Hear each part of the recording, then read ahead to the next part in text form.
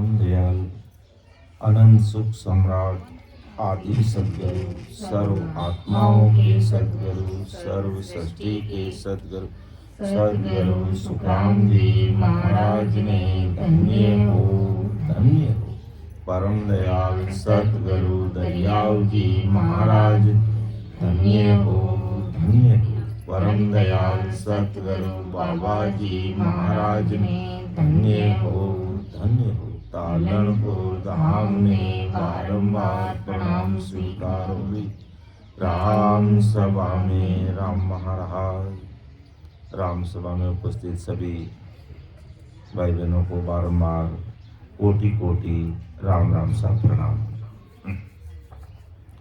महाराज की कृपा से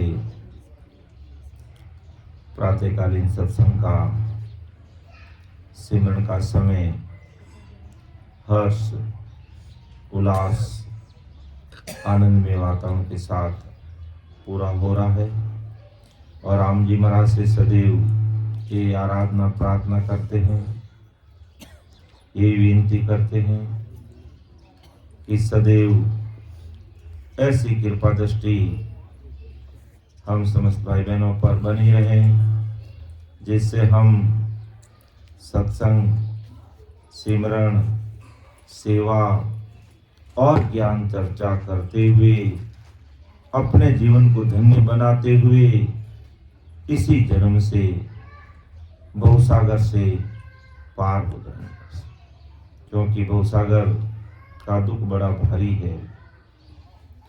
कोई भी प्राणी जिसने इस मायावी जगत में इस मर्तलोक में जन्म लिया है कोई सुखी नहीं है, कोई तन दुखी, कोई मन दुखी, कोई धन दुखी, कोई किसी से दुखी, दुखों का कोई वार पार नहीं है, दुखों का कोई वार पार नहीं है। इसलिए सतगुरु साहिब उस पावरफुल परमात्मा के अवतार परम दयाल अनंत सुख सम्राट आदि सदगुरु सर्व आत्माओं के सदगुरु सर्व सृष्टि के सदगुरु सदगुरु सुखराम जी महाराज आज जगत के संसार के दुनिया के समस्त भाई बहनों को समझा रहे कि प्राणिया रे समझ रसीम रो राम समझ रसीम रो राम देख विचार समझ कर दिल में देख विचार समझ कर दिल में हरि बिन जोटा हरि बिन जोटा में प्राणियारे समझ सिमरो राम समझ सिमरो राम सुतवीक संग यारे लागे सुतवीक संग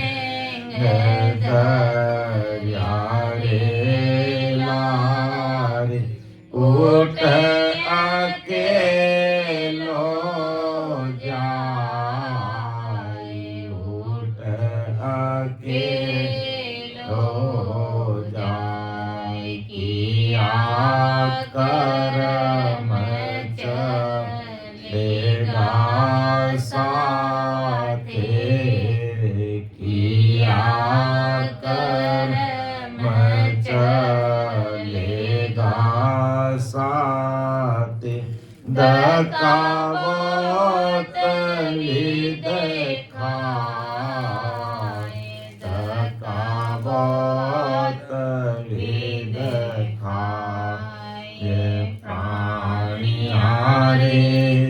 समझर सिमरो राम समझर सिमरो राम समझर सिमरो राम कमरे बांधिया बैठो है पंत में कमरे बांधिया बैठो है पंत में चालो चालो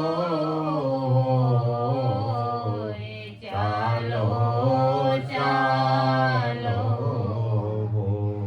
काले सिराने में खड़ो है काले सिराने में खड़ो है जो संग छाया जो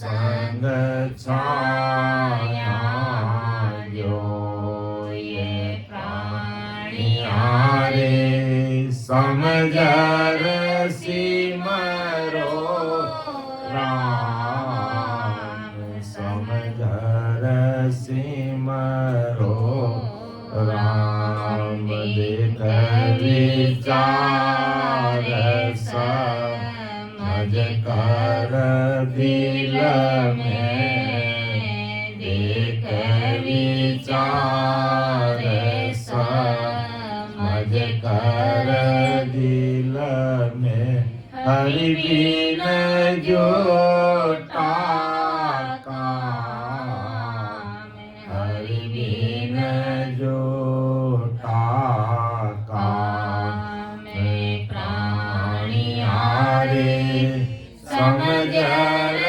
सिमरो राम समझर सिमरो राम तेरा तोड़े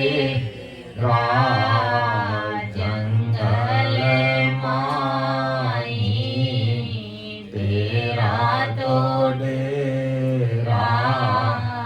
जंगल माई तामे प्रेरण को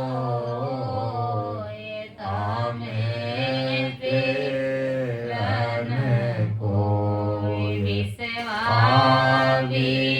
विसरी की सो चलना विसवारी सही की सो चलना रहना निमतन हो निमतन हो ये प्राणियारे समझर सिमरो राम समझर सिमरो राम देख विचार समझ कर दिल में देख विचार समझ कर दिल में हरि बिन जोटा काम हरि बिन जोटा काम प्राणियारे समझर सिमरो राम समझर सिमरो राम और न तो को कछुआ नदी से और न तो को कछुआ नदी से ओ जुग जा तो जो ओ जुग जा तो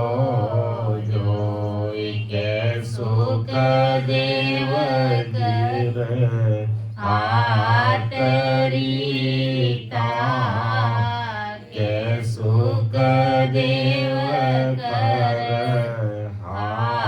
तरीका उठ चले सब लोग, उठ चले सब लोग, ये प्राणियारे समझर सिम रो राम, समझर सिम रो राम। देख विचार समझ कर दिल में, देख विचार समझ कर दिल में, हरि बिन जोटा काम, हरि बिन जोटा काम। प्राणियारे समझर सिमरो राम, समझर सिमरो राम, समझर सिमरो राम, समझर सिमरो राम। तो परम दयाल अनंत सुख सम्राट आदि सदगुरु सुखराम जी महाराज आज अपन सब भाई बहनों को, संसार के सारे भाई बहनों को, ये प्राणी तो राम जी की भक्ति कर, तो राम राम कर, लेकिन समझ कर कर, भेद विधि से कर, ज्ञान ध्यान से कर, मन बुद्धि चित्त ठिकाने लाकर कर। क्योंकि आज संसार का ऐसा कोई काम नहीं है जिस किसको काम को करना है तो उसकी भी एक विधि होती है। आज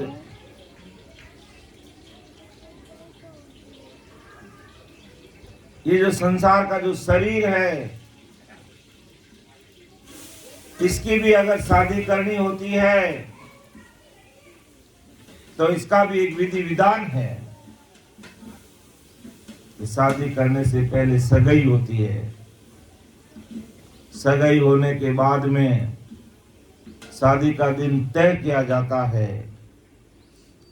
और उसमें समय निर्धारित किया जाता है कि कब, कौन सी तारीख, कौन सा वार, कितने समय, कितने बजे है जो शादी होगी, कितने बाराती आएंगे, क्या भोजन प्रसाद होगा, कितने मेहमान आएंगे, क्या व्यवस्था रहेगी, सारा कार्यक्रम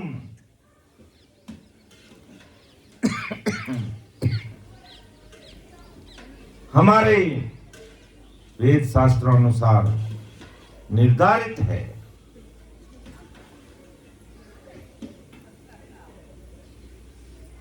और फिर उस शरीर की शादी होती है। तो इसी प्रकार आज परम दयाल सदगुरु सुखराम जी महाराज आज जगत के सभी भाई बहनों को फरमा रहे हैं कि जिस प्रकार शरीर की शादी के लिए हम कितनी समझ बुद्धि दिल दिमाग लगाकर हमारे वेद शास्त्र अनुसार, हमारी भारतीय परंपरा और संस्कृति के अनुसार एक शरीर की शादी करते हैं, तो इसी प्रकार जितने भी महापुरुष और संत जन इस हिंदुस्तान की धरा धरती पर आए, उन्होंने इस आत्मा की शादी की बात कही है। आत्मा की शादी का मतलब आत्मा को परमात्मा से मिला देना, अर्थात भक्ति भजन सत्संग सिमरन करते हुए ये जीवात्मा जन्मों जन्म से शरीर धारण करती है, फिर जाती है, फिर आती है, घानी वाले बैल की तरह घूमती रहती है। जब तक इसका राम जी से मिलना नहीं होता है, तब तक ये संसार में जन्म लेती है, फिर शरीर छोड़ देती है, जन्म लेती है, शरीर छोड़ देती है। ये आवागमन का फेरा मिटता नहीं है। जब ऐसे बहुतारी महापुरुषों के अनवैवाहिक शब्दों को, अनवैवाहिक वचनों को सुनते हैं, तब विचार करते हैं कि देख विचार समझकर दिल में हरि बिन झूठा काम।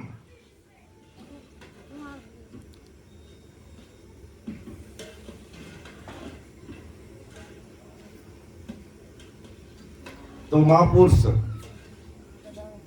आज हमें चेता रहे हैं कि काल 24 घंटे हमारे साथ है। काल का मतलब क्या है? समय। अंग्रेजी में इसको बोलते हैं टेंस। तो ये काल समय 24 घंटे हमारे साथ रहता है।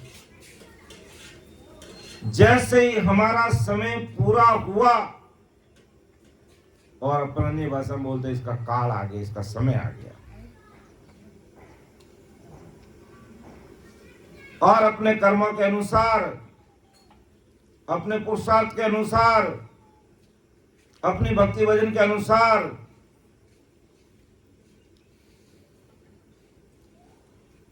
अगर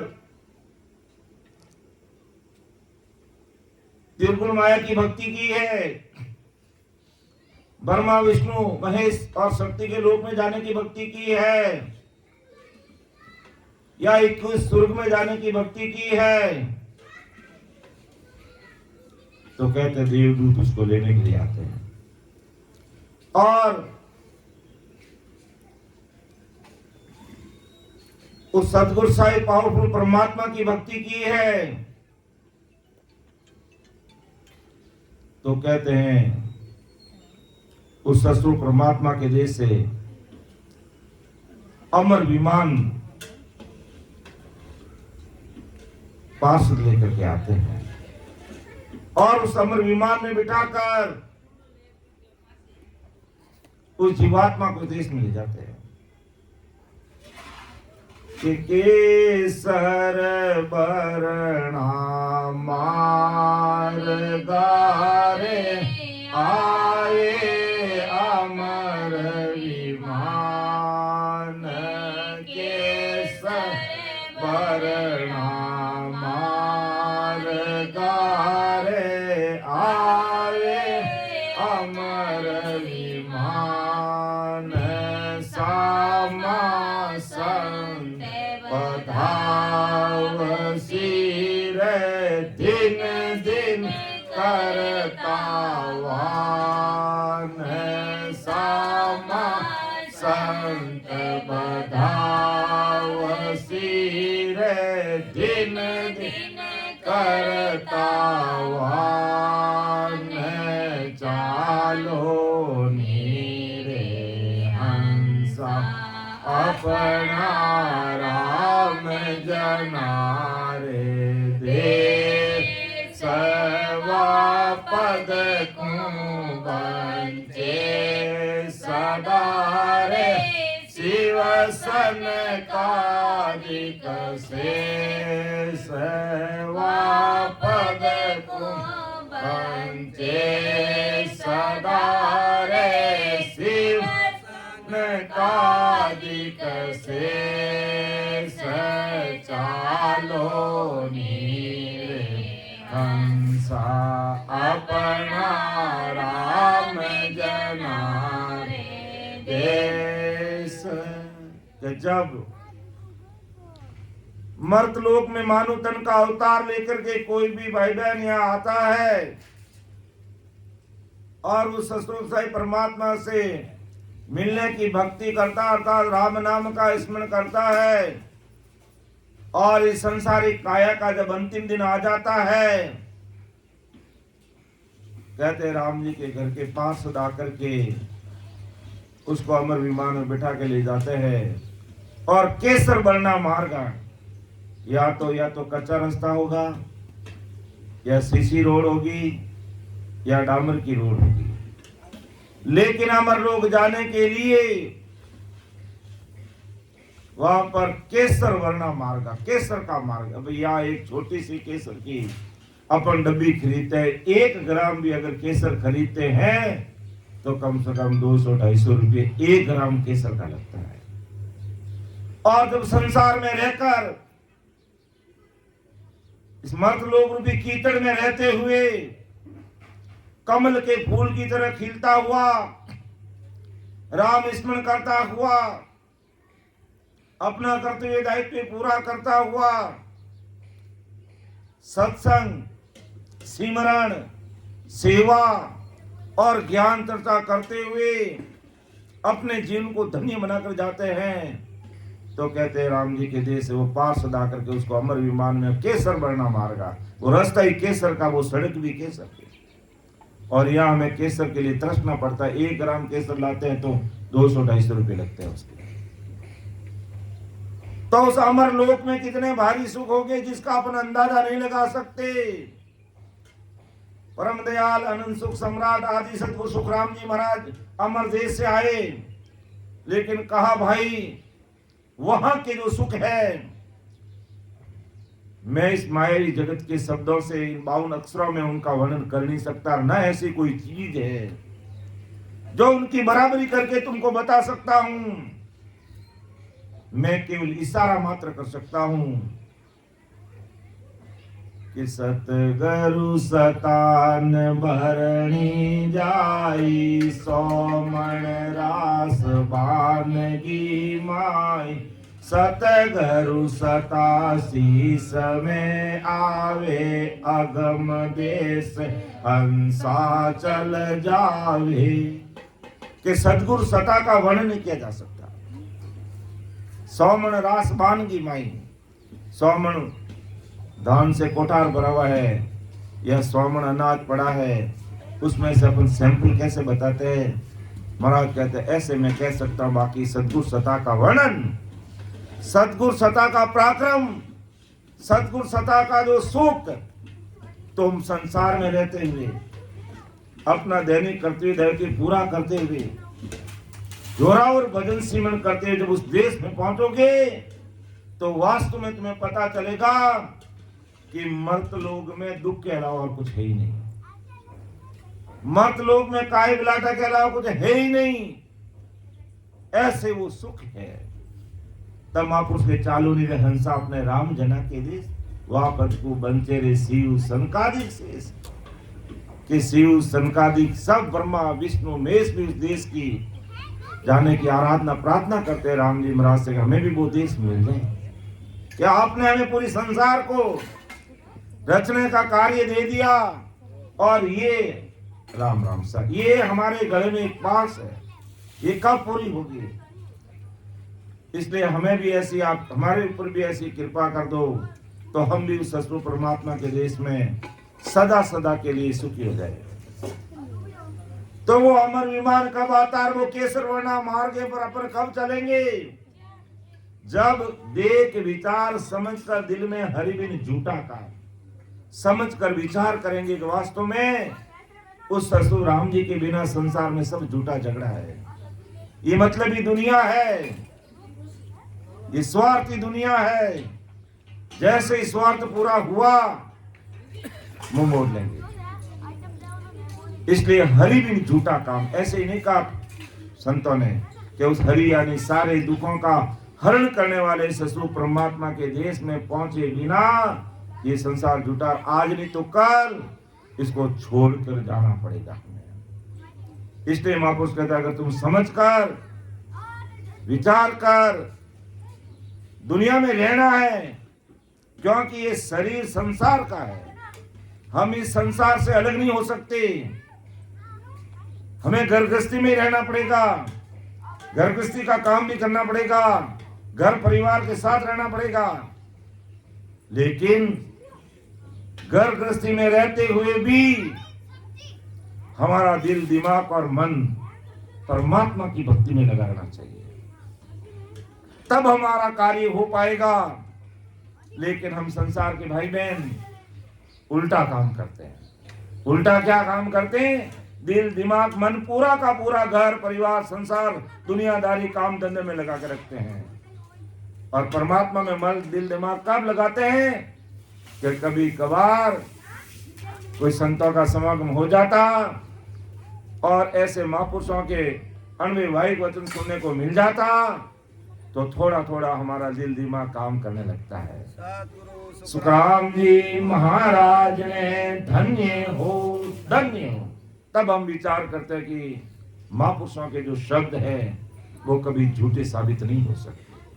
हमें विचार करना चाहिए, समझना चाहिए। तो जब सत्संग में बैठते हैं तो हमारा दिल, दिमाग कुछ भक्ति भजन की तरफ आगे बढ़ता है और फिर सत्संग में ढीलाई कर देते हैं, फिर ढीले पड़ जाते हैं, तो काम बनता नहीं है। इसलिए जीवने के लिए दिन में 3 टाइम हमें भोजन चाहिए। तो अमरदेश में जाने के लिए 3 टाइम हमें सत्संग सिमरन का समय भी चाहिए। लेकिन हम दिन में 3 टाइम सत्संग सिमरन करते नहीं है। कभी कभार मौका मिल जाता तो करते हैं, और कोई दिन में 1 बार भी करता है वो बड़ा भाग्यशाली नहीं, वो परम भाग्यशाली भाई बहन है कि नियमित रूप से शाम, ये सुबह, दिन या दोपहर में जब भी समय मिले बैठ करके उस परमात्मा में खोता है, उसका स्मरण करता है, राम जी का नाम का रटन करता है। वो भाई बहन धन्य है, उनको बारंबार नमस्कार प्रणाम। और आखिर वही धन हमारे साथ चलने वाला है जो हम राम स्मरण करके एकत्रित करते हैं। इसलिए महापुरुषों के विचार शब्दों को सुनकर हमें विचार कर लेना चाहिए और समझकर भक्ति करनी चाहिए, समझकर भक्ति करनी चाहिए। अगर अपन समझकर भक्ति नहीं करते हैं तो कहां जाएंगे? आज हमें कोई कह दे कि भाई हमें उत्तर प्रदेश में एक गांव है ताराचंद विछोला, जहां पर परम दयाल सदगुरु सुखराम जी महाराज ने अपनी काया का त्याग किया था। और वहां क्यों गए महाराज? अपने शरीर के सगे भाई से वादा कर लिया था कि भाई तू जहां भी जन्म वापस लेगा मैं तुझे मेरे साथ अमर लोक लेके जाऊंगा, विमान में बिठा करके। ऐसा समय आ गया। और वो भी समय क्यों आ गया? ऐसा सुकृत कैसे बन गया? ऐसा सुकृत कैसे बन गया कि परम दयाल सदगुरु सुखराम जी महाराज अपने शरीर के सगे बड़े भाई तुलसा जी को संसारी काया का त्याग करने पर दूसरा जन्म उत्तर प्रदेश के पीलीभीत रोड पर ताराचंद विछोला गांव में जन्म लिया। गिरधर जी के नाम से महाराज इस मारवाड़ की धरा धरती पर विराजमान थे और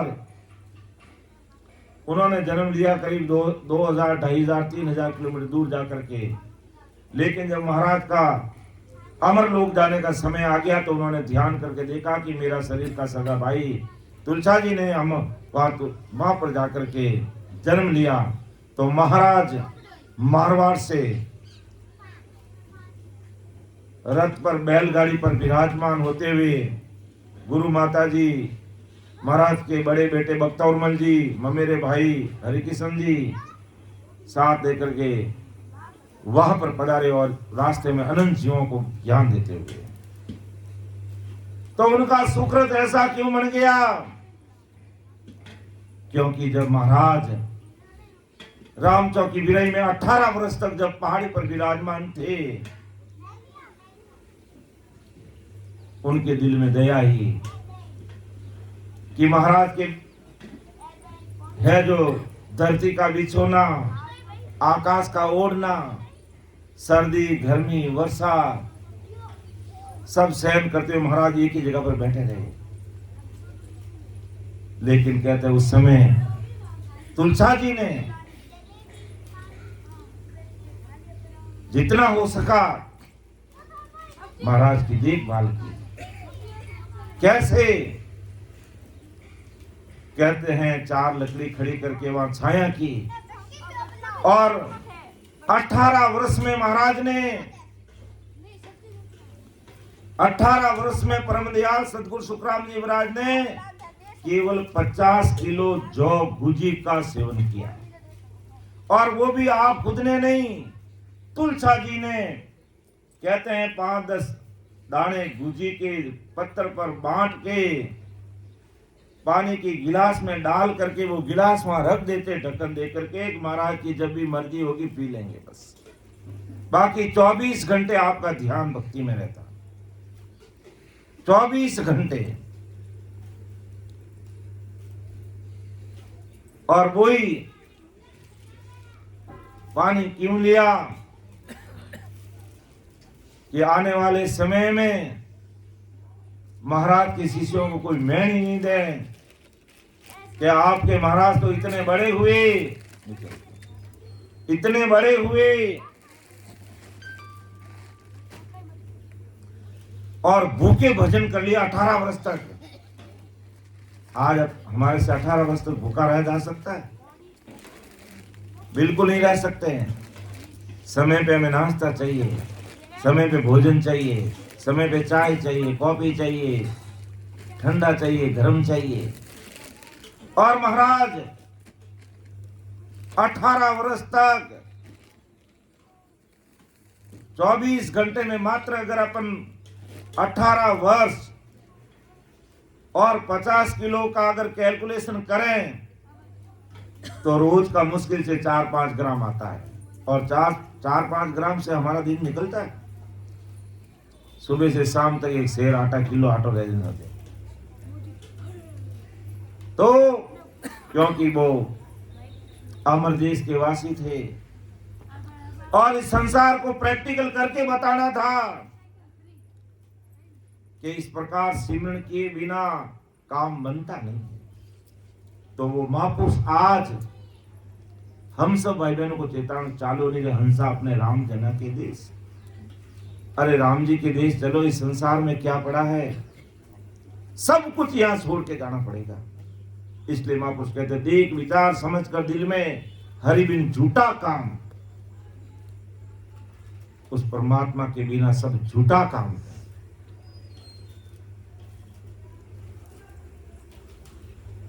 जब महाराज वो सुकृत तुलसा जी ने किया, तुलसा जी ने महाराज को स्वीकार नहीं किया।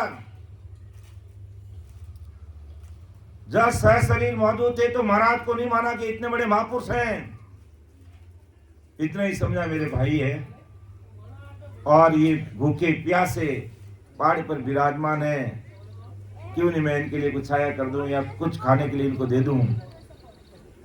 ये सुकृत इतना काम किया कि जाते समय अमर लोग अपने साथ लेकर के गए। जब काल आ गया, तुलसा जी का समय आ गया कि काल सिराने एम खड़ोए जीव संग छाया जोई। जब तुलसा जी का समय पूरा हो गया, और वो भी क्या कथा कीर्तन करते। और एक दिन राम चौकी बिरई से जोधपुर कथा करने के लिए आना था, ऊंट पर बैठ के रवाना हुए, और गांव से बाहर निकलते ही महाराज के परम शिष्य और यूं ममेरे भाई हरि किशन जी मिल गए और कहा तुलसा जी आज कहां जा रहे हो? कि मैं जोधपुर कथा करने के लिए जा रहा हूं।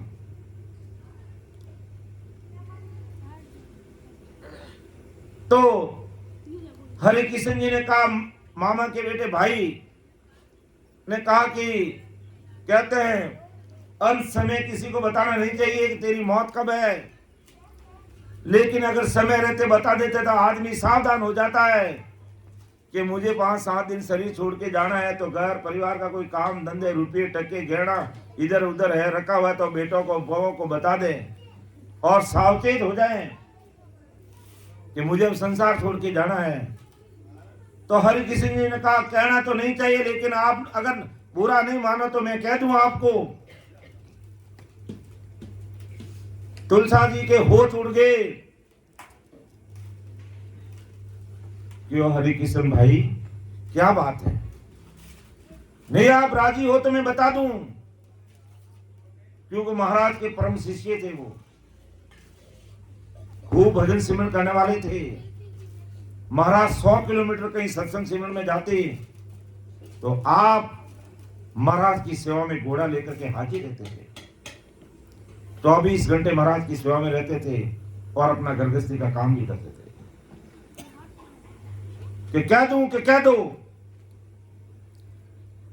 कि 1 सप्ताह बाद में आपका ये शरीर कालग्रस्त हो जाएगा, दुनिया छोड़ के तुम्हें जाना पड़ेगा। आज दिन तक तुमने राम नाम का स्मरण नहीं किया है और सप्ताह भर टाइम है तेरे पास, अभी भी सावचेत हो जा। क्यों है नहीं? हाँ, तुम्हारा समय आ गया है।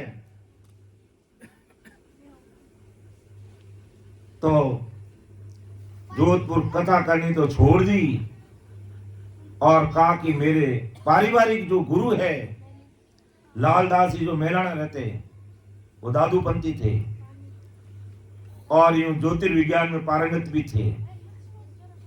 तो मन रहा नहीं, जाकर के पूछ लूं। तो वहां से जोधपुर कथा करने तो छोड़ दी और मेला ने लालदास जी के पास जाते अपने पारिवारिक गुरु पंडित जी के पास में और पूछते हैं, लालदास जी आप मेरा जन्मदिन देख करके बताओ ना मेरी मौत कब है। यूं नहीं कहा कि हरि किशन दास जी ने कह दिया है कि ये बात पक्की है कच्ची है। तो लालदास जी ने कहा आपका जन्म कब हुआ मुझे बताओ, मैं आपको बता दूंगा। तो जन्म तारीख देख करके लालदास जी ने एक्यूरेट तारीख और दिन बता दिया, समय बता दिया कि 1 हफ्ता बाद रात्रि 10 बजे तुम्हारा शरीर छूट जाएगा, ये पक्की बात है। तो कहा कि आज तक मैं तो लोगों को रिंझाने का काम किया, लेकिन खुद बैठ करके मैंने कभी भजन सिमरन नहीं किया, अब मेरा क्या होगा? आप मेरे पारिवारिक गुरु हो, मुझे इस कम समय में तार सकते हो क्या? कहा भाई आज की कल की ज्योतिर्विज्ञान के अनुसार तो मुझे कोई पूछता तो मैं तुझे बता सकता हूं, लेकिन अब इस काल से तो मैं तुम्हें नहीं बता सकता। तो आज मुझे कोई इस काल से बचाने वाला है इस दुनिया में? तब लालदास जी ने कहा भाई है, क्यों उस समय परम दयाल सदगुरु सुखराम जी महाराज 18 वर्ष से इस पहाड़ी पर विराजमान भजन में तलित थे। कहा तुम्हारे शरीर के सगे भाई के चरणों में जाकर अगर तुम नतमस्तक हो जाते हो, वो तुम्हें इस काल से बचा सकते, बाकी और दूसरा कोई उपाय नहीं है। अब वो मन में विचार आया कि मैंने तो कभी मेरे शरीर के सगे भाई को महापुरुष माने ही नहीं, और अब मैं उनके चरणों में जाके कैसे पढ़ूं? मन में वो विचार आया। लेकिन कहते हैं जब मौत आती है आदमी हार जाता, फिर कोई कार्य नहीं लगती है। सुखराम जी महाराज ने धन्य हो धन्य हो तब मन को मजबूत बनाया कि उम्र में भले ही मेरे छोटे भाई हैं, लेकिन महापुरुष है और मेरी भी मौत आ गई है, अब दूसरा कोई उपाय है ही नहीं। जैसा भी होगा, जो भी वो महापुरुष है सदगुरु है कुछ भी कहेंगे, मैं उन चरणों में जाऊंगा। तो कहते हैं तुलसा जी मैलाना से आकर के महाराज पहाड़ी पर जहां विराजमान 18 वर्षों से भजन कर रहे थे, वहां जाकर के चरणों में नतमस्तक हुए। तो महाराज ने कहा तुलसा जी आज सूरज किधर उगा है, क्या बात है। और आज इतना कड़ा और पक्का मता करके क्या बात है। उन्होंने तो कोई आव देखा, कोई ताव। परम दयाल सदगुरु सुखराम जी महाराज के चरणों में नतमस्तक हो गए। भगवंता ने धन्य हो धन्य का महाराज, आप मेरे सदगुरु साहिब हो।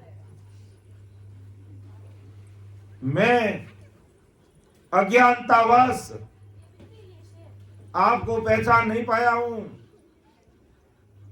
आप मेरी गुनाह माफ करो। अरे तुलसा जी, हुआ क्या है, आराम से बात करो।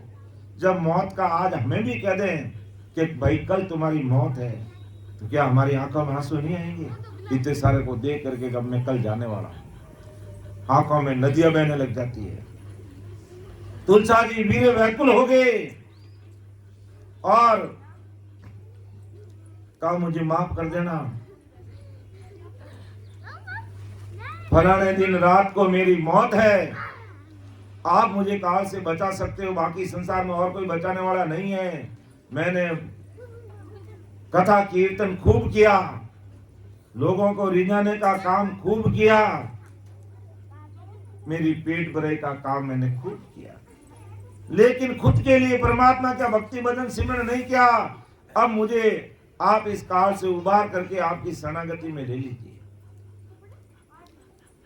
कहते हैं जब भरी आंखों से महापुरुषों को इस प्रकार याद करते हैं, सदैव उनके दिल में दया रहती है। और महापुरुष तो फरमाते भी है कि मोकू दया तुम्हारी आवी, सुन ली जो नर नारी, सत स्वरूप की भगत बिनारी, फंद पड़े सिर भारी। तो महापुरुष तो सदैव कहते मुझे दया आती संसार के लोगों को देख करके कि सत्य स्वरूप की भगत बिनारे, फंद पड़े सिर भारी। अब तुलसा जी तो खुद जागरण करने वाले थे, तुलसा जी खुद सत्संग करने वाले थे, लेकिन ज्ञान कहां तक का था? 3 लोक तक का ज्ञान था और लोगों को रिंझाने का काम किया, लेकिन खुद कभी भक्ति भजन सिमरन नहीं किया, बैठ के राम नाम नहीं लिया। और समय आ गया, शरीर का छूटने का समय आ गया। तब परम दयाल सदगुरु सुखराम जी महाराज ने कहा घबराओ मत, चिंता मत करो, जो भी समय बचा है आप उसे सिमरन में लग जाओ, और जिस रात्रि को तुम्हारा काल है तो उससे 2 घंटे पहले मेरे पास आ जाना। यहां पर मैं तो कुछ कर नहीं सकता, लेकिन मेरे सदगुरु साहिब का मुझे पूरा विश्वास है, आपको काल से बचा देंगे। और वही हुआ। फला फला तारीख को तुलसा जी महाराज के चरणों में आकर नतमस्तक होके कहा मैं आ गया और मुझे बचा लीजिए। तब महाराज ने आपके पास में पहाड़ पे बिठा करके जल रेखा खींच ली और कहा चाहे कोई भी आए, कैसा भी रूप धारण करके आए, तुलसा जी आप इस जल रेखा से बाहर मत निकलना। बस ए मालिकाने धन्य हो धन्य हो, बाकी मैं सब देख लूंगा। अब इधर तुलसा जी को महाराज ने जल रेखा खींच के बैठा दिया कि यहाँ पर सिमरन करो, और महाराज ब्रह्मलोक में सस्तु परमात्मा के देश में जाकर के ऐसा हुक्म ले लिया कि आज का इनकी मौत को बचाकर 6 महीनों की इसकी उम्र बढ़ा दी जाए, ऐसा हुक्म ले लिया। अब काल का जैसे ही समय हुआ, काल का रूप में आया, जंगली भैंसा बन करके, जमदूत का रूप धारण करके, और मारने लगा, डराने लगा कि तू इस जलरेखा से बाहर आ जा। तुलसा जी जल रेखा से बाहर नहीं आए और वो काल पछ हार के चला गया। दूसरा रूप धारण करके बड़ा इजगर सांप बन करके आया और फुफाड़े मारने लगा कि जलेका से बाहर आ जा तुम। तुलसा जी बाहर नहीं आए।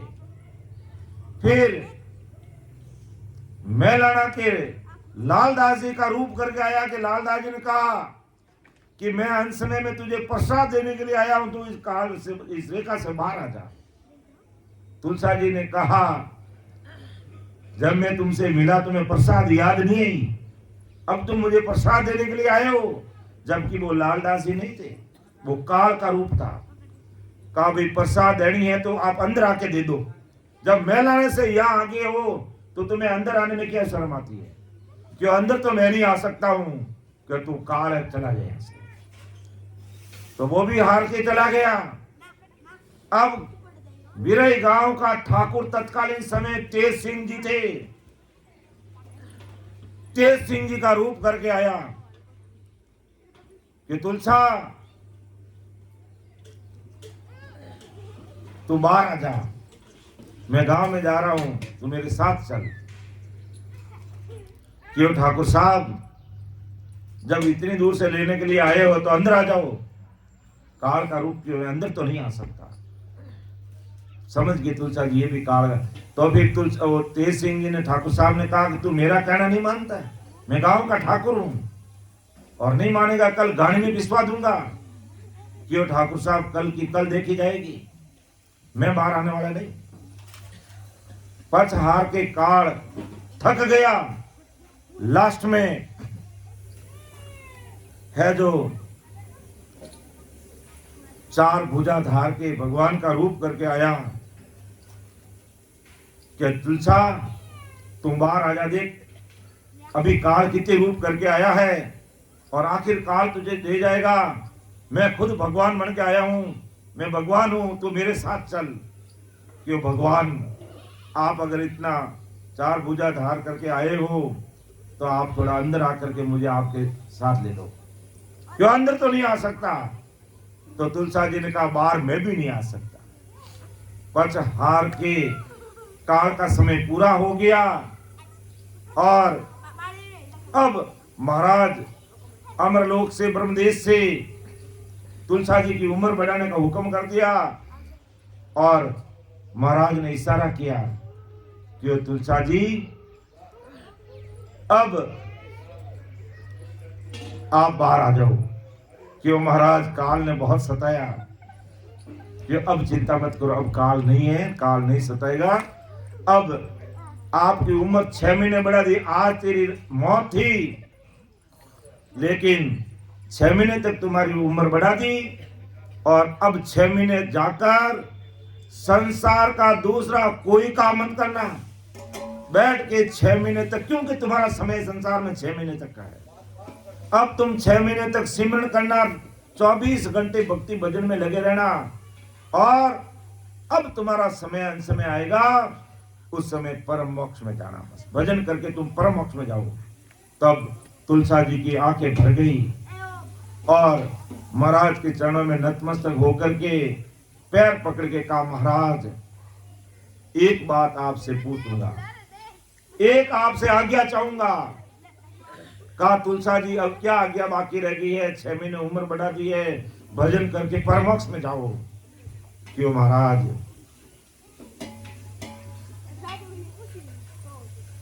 एक आज्ञा चाहूंगा, आप मेरे ऊपर कृपा करो। क्यों, बोलो क्या बात है? कि मैं न तो आपसे पहले मोक्ष में जाऊंगा, ना मैं आपके बाद में मोक्ष में जाऊंगा, मैं आपके साथ चलूंगा। तब महाराज ने कहा तुलसा जी ये कैसे संभव होगा, मेरी तो उम्र अभी खूब पड़ी है, अनंत जीवों का उद्धार करना है और आपको 6 महीने में शरीर छोड़ना है, तेरा मेरा साथ संभव कैसे होगा? कहा ये मुझे मालूम नहीं है, ये मुझे मालूम नहीं है। मैं ना तो आपसे पहले जाऊंगा ना आपके बाद जाऊंगा, मैं आपके साथ मोक्ष चलूंगा।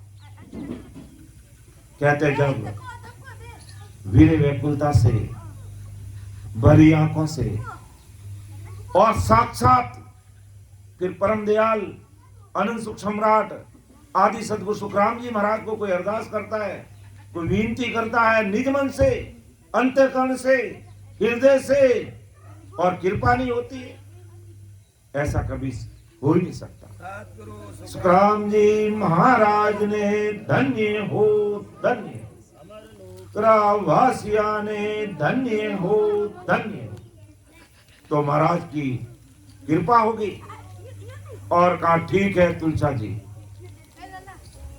मैं तो कुछ कर नहीं सकता, लेकिन मेरे सतगुरु साहिब का पूरा भरोसा है और तेरे निजमन की जो पुकार है वो सतगुरु साहिब ने सुन ली। अब 6 महीने बाद में तुम संसार की काया का त्याग करोगे और जहां पर भी तुम वापिस इस दुनिया में जन्म लोगे, मेरे साथ अमर विमान में बिठा के लेके जाऊंगा। और वही हुआ। 6 महीने बाद में तुलसा जी ने शरीर छोड़ दिया और जब महाराज का वापिस अमर लोक जाने का समय आया तो महाराज ने दिव्य दृष्टि से ध्यान किया तो पता चला कि उत्तर प्रदेश में पीलीभीत बरेली के पास पीलीभीत रोड पर ताराचंद नाम गांव है, ताराचंद रिचोला नाम का एक गांव है, वहां पर गिरधर जी के रूप में तुलसा जी ने वापस जन्म लिया। और महाराज वहां जाकर के गांव में तुलसा जी को पहचाना और जाकर के तुलसा जी के पिताजी को कहा कि गिरधर नाम का बच्चा है, मैं इसको लेने के लिए आया हूं। कि महाराज मैं आपको जानता नहीं, आप हो कौन, और फिर मेरा ही बच्चा लेने के लिए क्यों आए आप? मेरे तो एकाएक बच्चा है। आपको अगर बच्चे की जरूरत है तो वो जागीरदार थे, वो उनके पिताजी की, क्या आपको कोई और बच्चा उपलब्ध करा देंगे? कि नहीं, झूठी बात, मैं इस बच्चे को ही लेने के लिए आया हूं। अरे मैं आपको जानता नहीं, ये बच्चा आपको जानता नहीं और आप कह रहे हो मैं इसको लेने के लिए, कैसे बात कर रहे हो? ये बच्चा सब जानता है। क्यों, कैसे जानता है? तो महाराज ने परमदयाल अनंत सुख सम्राट आदि सदगुरु सर्व आत्माओं के सदगुरु सर्व सृष्टि के सदगुरु सुखराम जी महाराज ने अपना कृपा सर पे रखा और रखते ही कहते हैं गिरधर जी को अगले जन्म की याद आ गई और वो खुद बोलने लगे कि ये मारवाड़ के बहुत पहुंचे हुए महात्मा है, मेरे सदगुरु साहिब के अवतार है और ये मुझे लेने के लिए आए हैं और मैं इनके साथ जाने के लिए तैयार हूं और मैं इनके साथ चलूंगा, मैं इनके साथ जाऊंगा। ये मेरे सदगुरु जी महाराज हैं और अगले जन्म में वादा किया था कि मैं वापिस जहां भी जन्म लूंगा मुझे आप साथ लेके जाएंगे और आज मुझे साथ ले जाने के लिए आप पधार गए हैं और मैं, पिताजी मुझे माफ करना, मैं इनके साथ जाऊंगा। पिताजी और माताजी की आंखों में आंसू बहने लगे। तो गिरधर ये क्या कह रहा है? मैं सच कह रहा हूं, मेरे सदगुरु साहिब है और मुझे लेने के लिए आए और मैं उनके साथ जाऊंगा। कहते हैं उसी दिन से गिरधर जी महाराज के साथ रहने लगे। माता पिता की आंखों में आंसू आए। कहा अब हमारा क्या होगा? ये एकाएक बेटा है मेरे और कोई पुत्र नहीं है। क्यों, चिंता मत करो, राम जी तुझे और पुत्र देंगे, लेकिन ये गिरधर मेरे साथ ही चलेगा। और जब समय आया तो कहते हैं परमदयाल सदगुरु सुखराम जी महाराज ने खुद ने बरेली से होशियार सुतार को बुला करके आपका अमर विमान बैकुटी और गिरधर जी का अमर विमान बैकुटी बनाकर अंदर बैठकर चेक किया कि हम आराम से बैठ तो सकते हैं, कहीं अड़ेंगे नहीं, कोई तकलीफ तो नहीं है। और फिर कहा कि अब ब्रह्म मुहूर्त में जब सुतार को कहा कि भाई बैकुटी बढ़ानी है तो सुतार भाई ने कहा कि महाराज किसकी बैकुटी बढ़ानी है? कि बैकुटी मेरी बनानी है। क्या आप तो अभी जीवित हो? अरे जीवित हो तभी तो बना रहा हूं, कल सवेरे राम जी के घर चला जाऊंगा। और गिरधर जी और महाराज अमर विमान में बैठ करके है जो उस देश में पहुंच गए। तो ये सुकृत क्या काम आया? कहते हैं कि ऐसे पहुंचवान संतों की जो सेवा कर ली जाती है, वो सुकृत इतना भारी काम करता है जो दुनिया में कोई नहीं कर सकता है। आज अपने साथ बिठा करके अमर विमान बिठा कर उस देश में लेकर के गए। तो कहते हैं ऐसा सुकृत हमारे हाथों से हो जाए और वो समय आए कि हम भी ऐसे महापुरुषों के अनुभवी वचनों को सुनकर, दिल में विचार कर, समझ कर, अगर भेद विधि से बराबर अगर सिमरन करते हैं, तो वो ही सदगुरु साहिब आज हम उनसे दूर हैं, लेकिन वो हमसे दूर नहीं है। वो हमारे लिए अमर विमान लेकर के तैयार है, लेकिन कोई विमान में बैठने के लिए इस संसार में रहते हुए भक्ति भजन सत्संग सिमरन करे तब काम बढ़ेगा। इसलिए महापुरुष चेताते हमें कि प्राण यारे समझ सिमरो राम, देख विचार समझ कर दिल में हरि बिन झूठा काम। ये काल कमर बांधिया बैठो पंथ में चालो चालो हुई। ये काल तो तैयार है, कब इसका समय पूरा और मैं लेके चला जाऊं इसको। ये काल सिराने एम खड़ो जीव संग छाया जोई। जैसे साया हमारे शरीर से अलग नहीं हो सकती, इसी प्रकार ये काल हमसे अलग नहीं हो सकता। हम समय में बंधे हुए हैं।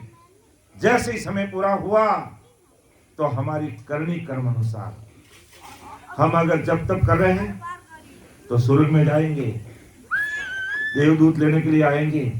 और परमात्मा की भक्ति में लगे हैं तो वो केसर वर्णा मार्गारे आवे अमर विमान। सामा संत बदाव सिरे दिन दिन करता वान। चालो नीरे हंसा अपने राम जना के देश। या क्या पड़ा है संसार में? कुछ भी नहीं है। काय मिलाटा और हाय हाय के अलावा कुछ भी नहीं है। सब दुखों से भरे पड़े हैं। कोई तन दुखी, कोई मन दुखी, कोई धन दुखी, ना किसके क्या दुख लगा हुआ है।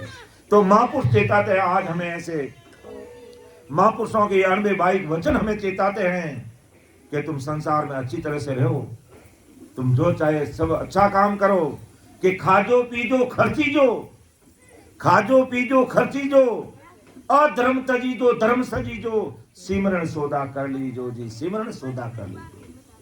अच्छो खावनो, अच्छो पहनो, अच्छो ओढ़नो, पूरा हंसी खुशी रहो, खूब प्रेम रहो, खूब घर माता पिता की सेवा करो, समाज की सेवा करो, देश की सेवा करो, लेकिन अधर्म तजीजो, गलत खान पान मत कर दो, कुकर्म मत कर दो, माता पिता की सेवा कर दो और सिमरण सौदा कर लीजिए।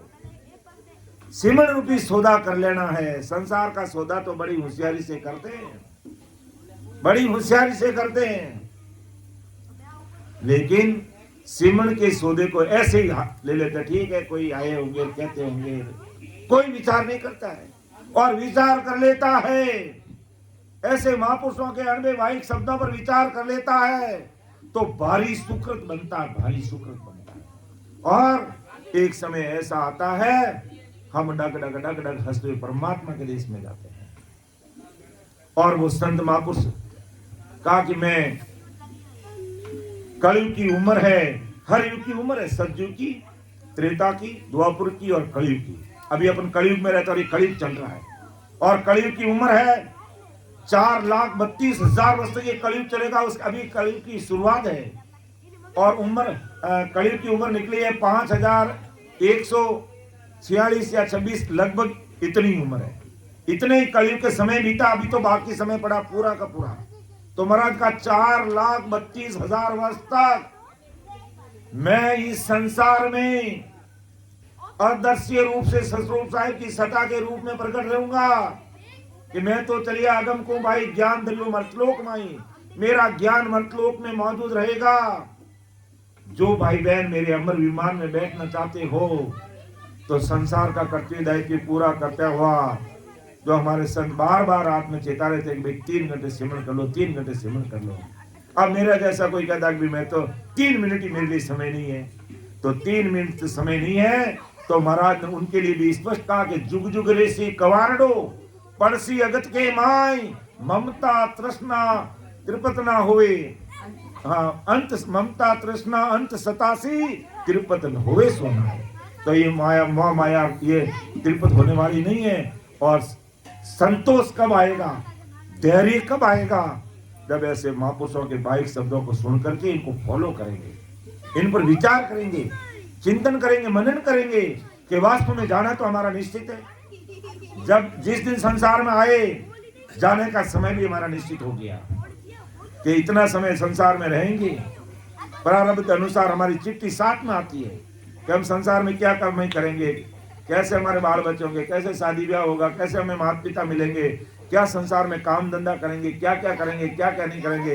वो चिट्ठी हमारे साथ में शरीर बनने से पहले तैयार होती है और फिर हम संसार में आते हैं और वो करके, और वो भी दिन निश्चित रहता है कि इस दिन आपको वापिस जाना है। लेकिन इसमें भी हम उल्टे चलते हैं। अब उल्टे कैसे चलते कि जन्म होता है तो हम मंगल गाते हैं, गीत गाते हैं, बहन बेटी आती है, बुआ भतीजी आती है और लाड कूट करती है, खाना बनाते हैं, भोजन प्रसाद बनाते हैं, सगे संबंधी आते हैं, बड़ी खुशी मनाते हैं, मिठाइयां बांटते हैं, गुड़ बांटते हैं। और जब उम्र पूरी हो गई, जब राम जी ने वापस बुला लिया, हम उस जीवात्मा का अमंगल कर देते हैं। अब कहते हैं अमंगल कैसे कर देते हैं कि जब समय पूरा हो गया, राम जी ने भेजा, राम जी ने वापस बुला लिया, हम है जो रोने लग जाते हैं, हम कायलाटा करने लग जाते हैं। एक नहीं रो जाता तो एक दूसरे के अंदर मुंह डाल करके अपन रोते हैं, तो उससे उस जीवात्मा का अमंगल होता है। ये संतों के अणवे वाहिक वचन है। इसलिए अगर ऐसे महापुरुषों के शब्द अगर हमारे हृदय में बैठ जाएं और कोई भी जीवात्मा उम्र पाके जब संसार से वापस विदा हो जाती है तो हमें राम राम करना है। और महापुरुषों ने मंगल लिखे हैं कि दिन दिन सोहंस जीव मानव तन पाय के, सायब को दिन रात गयो नर गाय के दिन दिन सोहंस जीव मानो तन पाय के, साहिब को कर याद गयो राम गाय के। तो ऐसा हमें उसे धन्य धन्य करना चाहिए, ऐसा हमें राम राम करना चाहिए। और नहीं उल्टा हम तो क्या है, नहीं रो जाता तो देखा देखी रोते हैं। हाँ, जगत की लाभ के लिए ये भाई देखो अणकाई लागता है, ये रोई को नहीं, मत बारू रोता आ रही ने मैं बैठा बैठा रोई को नहीं जाने कि बारू रोता रोता आवे तो मैं बैठा रोज नहीं आवे, या चाय कॉफी पीता है तो इधर कप में ला रखा तो जल्दी कर लाग जा। ये हकीकत है संसार की। जबकि करना क्या चाहिए कि भी राम जी की मर्जी का आगे किसी का जोर चलता नहीं है। बाहर से आने वालों के हृदय राम राम करते हुए आना चाहिए और घर में बैठे उनको भी राम राम करना चाहिए, ताकि उस जीवात्मा का मंगल हो। और उसका मंगल कैसे, इसलिए महाराज ने 9 मंगल लिखे। आप कहीं देखेंगे कोई राम राम करने वाला जीव शरीर छोड़ देता है और कोई महाराज के मंगलों को सुना है, समझा है, तो मंगल बोलने लग जाते हैं। और कहते हैं जब मंगल बोलते हैं तो उन शब्दों का, अणव्यवहारिक वचनों का इतना भारी पराक्रम रहता है कि उस जीव के अगर कैसे कर्म किए हुए और वह जमदूत उनको लेने के लिए आ रहा है, वो मर्यादा मान के जमदूत दूर चले जाते हैं। ये महापुरुषों के शब्दों का पराक्रम है। इसलिए जब भी हमें पता चल जाए कि भाई ये शरीर छोड़ने वाले हैं तो हमें भी राम राम करना, और जाने वाली जीवात्मा करना, तुम राम राम करो। तुम नहीं बोल सकते, मन में राम जी को अरदास करो। कहते हैं कि पूरी जिंदगी राम राम नहीं करते हैं और अंत समय में अगर राम जी का नाम आ जाता है उसका जन्म सुधर जाता है, उसका अंत समय सुधर जाता है। इसलिए भारी समझ रखनी है। तो महापुरुष कहे कि काल सिराने एम खड़ो जीव संग छाया जोई। ये छाया हमारा शरीर का पीछा नहीं छोड़ती है, अलग नहीं हो सकती है। इसी प्रकार काल 24 घंटे हमारे साथ रहता है और जब भी समय पूरा हुआ ये हमें पकड़ लेता है। और जब इस प्रकार राम जी के नाम का स्मरण करते हैं, भजन भक्ति में लगे रहते हैं, तो फिर उस समय काल निकट नहीं आता है। राम जी के घर की पार्षद या जब तक संसार में शुभ करनी कर्म किया है तो देवदूत आकर के उस जीवात्मा को ले जाते हैं, फिर जमदूत नजदीक नहीं आ सकते। तो महापुरुष चेताते हैं कि तेरा तो डेरा जंगल माई ता में फेर न कोई। कि तेरा तो डेरा जंगल माई तामे फिर न कोई 20-21 चलना रहना निमकन हो। कि अंतिम तेरा डेरा कहाँ है? जंगल में इतना मोटा शरीर है और अंश में आने पर ये किसी के कोई काम नहीं आएगा। कि एकाएकी तू चल जासी एक न साथ आसी रे, कोई तेरे साथ चलने वाला नहीं, हमें अकेले जाना पड़ेगा। तो ये एक मुट्ठी रात बन जाएगी और अंतिम डेरा हमारा जंगल में होगा, दाह संस्कार करे शमशान घाट में होगा। तो तेरा तो डेरा जंगल माई तामे फिर न कोई, उस समय तेरे साथ और कोई नहीं चल सकता है। घर परिवार वाले तेरे साथ चलेंगे तो कहां तक चलेंगे? शमशान घाट तक चलेंगे। और वहां जाने पर एक भी चीज तेरे साथ नहीं चलेगी। तेरे शरीर पे कोई भी टीप ताबा, कोई भी अंगूठी है, चाहे कुछ भी लूम पहने में, कानों में, अंगुलियों में अंगूठी पहनी हुई है और कोई आभूषण शरीर पे पहना हुआ है, सब उतार लेंगे। और यहाँ तक सारे कपड़े भी खोल करके तुझे नागा कर देंगे और उसके ऊपर घी लगा करके तुझे अग्नि के समर्पित कर देंगे। तो तेरे साथ कुछ भी चलने वाला नहीं है और 24 घंटे तू संसार में लगा रहा, हाय धन लगा रहा। जाते समय तेरे साथ एक ही चीज चलने वाली नहीं है और चलने वाली जो चीज थी उसकी तरफ तूने ध्यान नहीं दिया।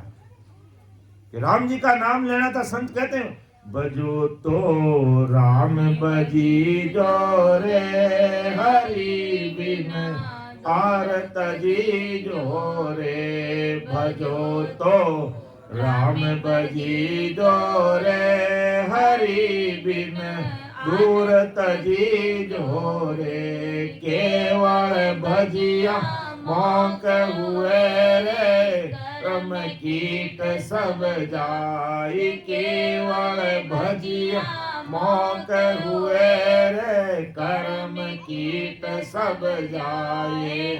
वा घमन औतरो रे, तुम मिलो परम पद माय। भजो तो राम भजी जो रे, हरि बिना दूरत जी जो रे। भजो तो राम भजी जो रे, हरि बिना दूरत जी जो रे। कि केवल भजिया मौक हुए रे, कर्म कीट सब जाए।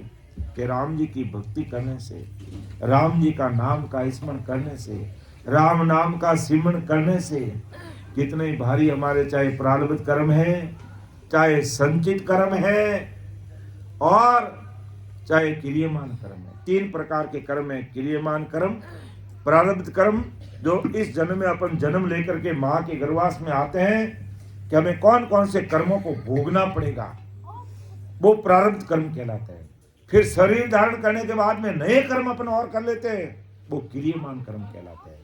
और संचित कर्मों का भारा तो हमारे साथ रहता है, उनमें से थोड़े थोड़े कर्म हमें भुगतने के लिए संसार में भेजते हैं और वो हमें भुगतने पड़ते हैं। तीनों प्रकार के कर्म जब संचित कर्म, प्रारब्ध कर्म और क्रियमान कर्म नहीं करते तब तक हम परमोक्ष में नहीं जा सकते।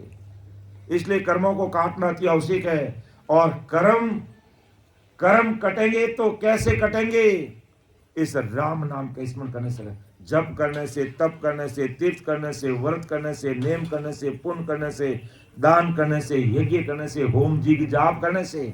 अन्य आन उपासना से कर्म नहीं कटेंगे।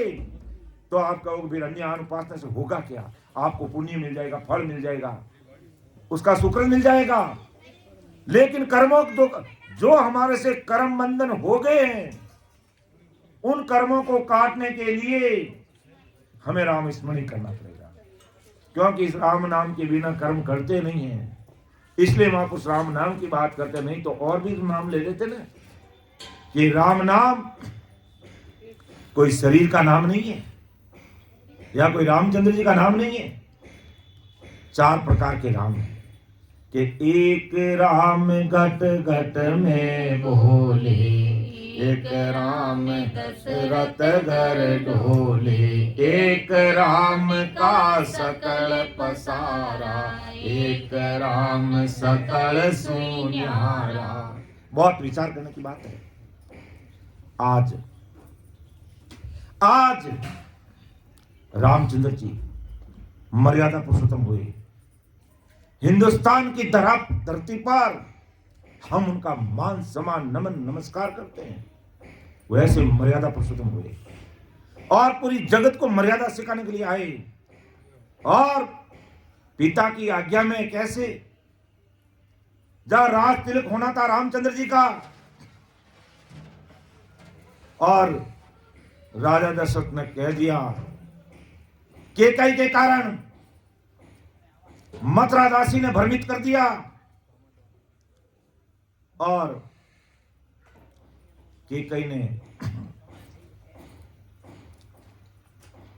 दशरथ जी को कह दिया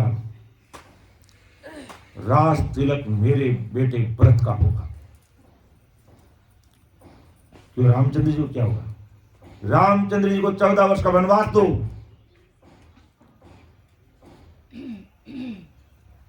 राजा दशरथ बड़े विचार में पड़ गए, लेकिन विचार में भी क्यों पड़ गए? क्योंकि केकई को वचन दिया हुआ था। और वो भी वचन क्यों दिया? जब राजा दशरथ युद्ध मैदान में गए, रथ पर बैठी थी केकई, रथ का पहिया टूट गया और राजा दशरथ की हार होने लगी।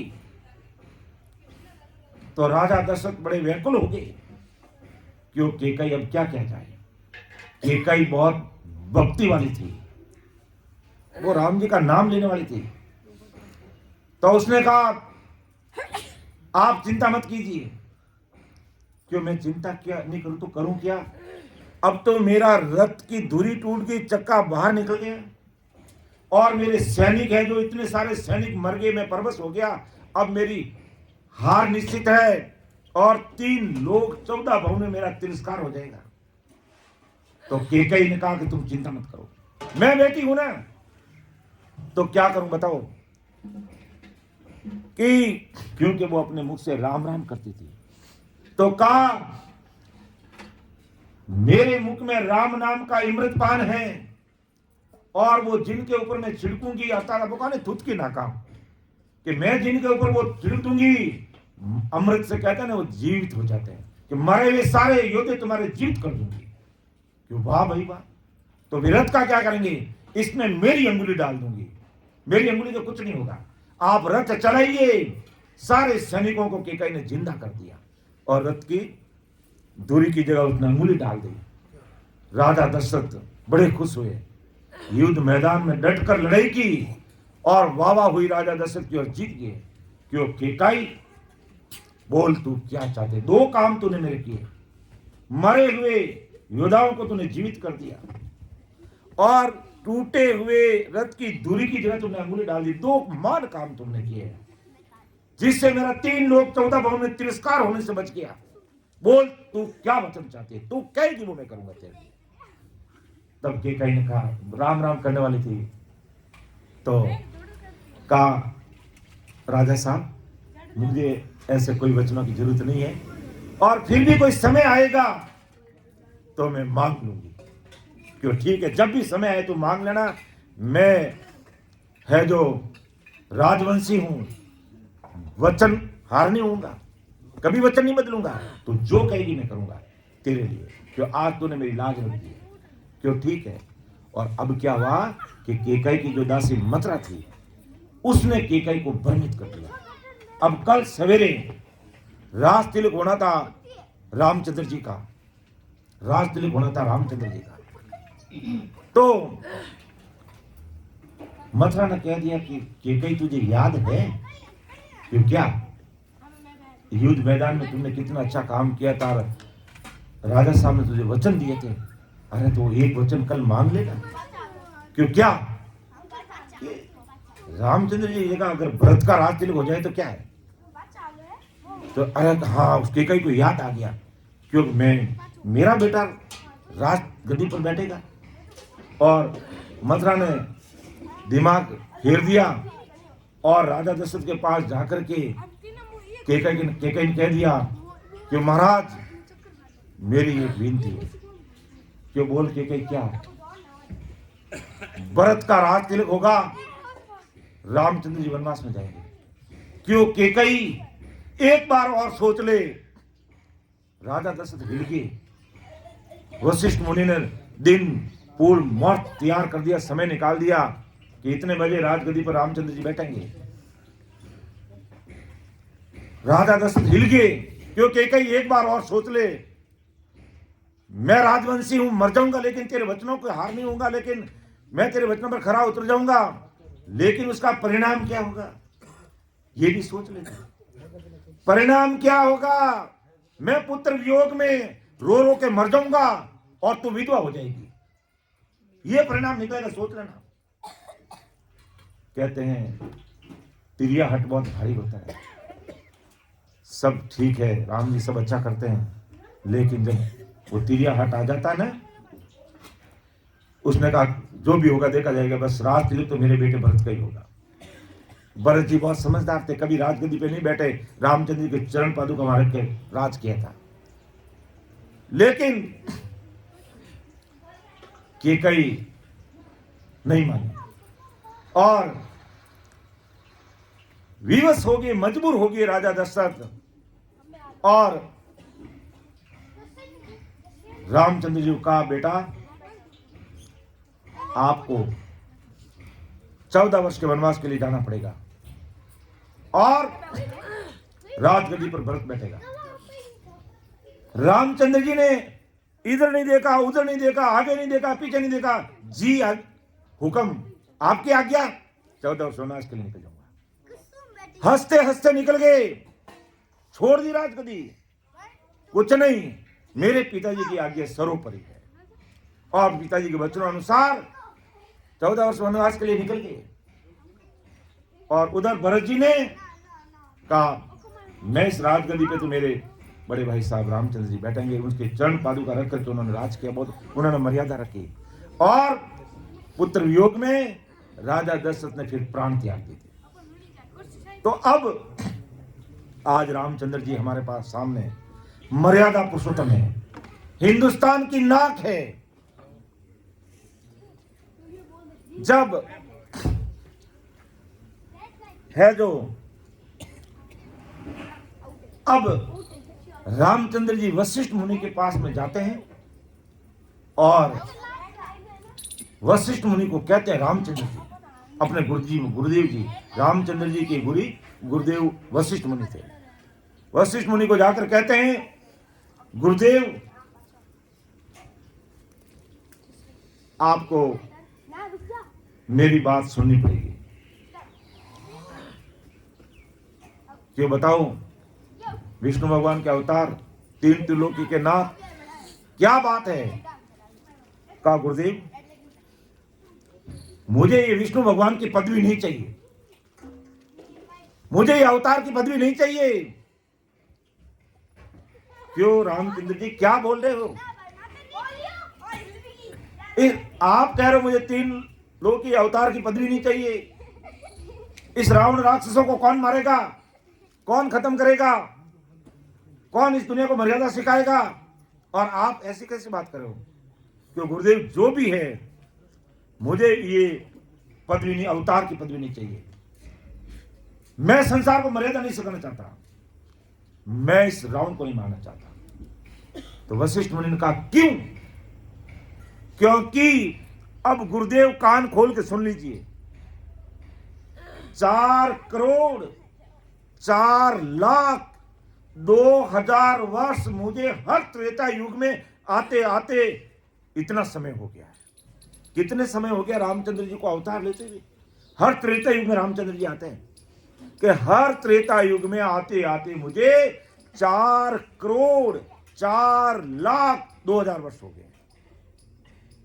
तो क्या हुआ? क्या हुआ?